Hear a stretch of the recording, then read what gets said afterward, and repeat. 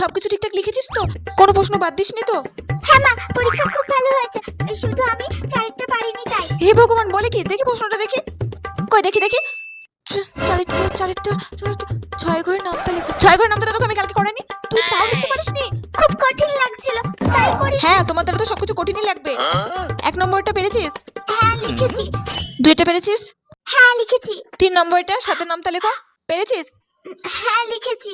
9 নম্বরটা 6 আর 5 যোগ করলে কত হয়? এটা আমি শুনবো না, এটা তুই আমাকে করে দেখা, এক্ষুনি করে দেখা। এই নে কর।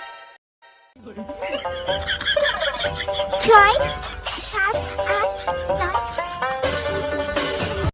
কই দেখি কি লিখেছিস? হে ভগবান, 6 আর 5 যোগ করলে 12 হয়। 11 হয় 11। তোকে এতদিন ধরে ভালো করে পড়িয়ে এইভাবে লিখিয়ে তারপরে তুই পরীক্ষা লিখতে পারিস? এত সহজ অঙ্কটা? চল বাড়ি চল চল।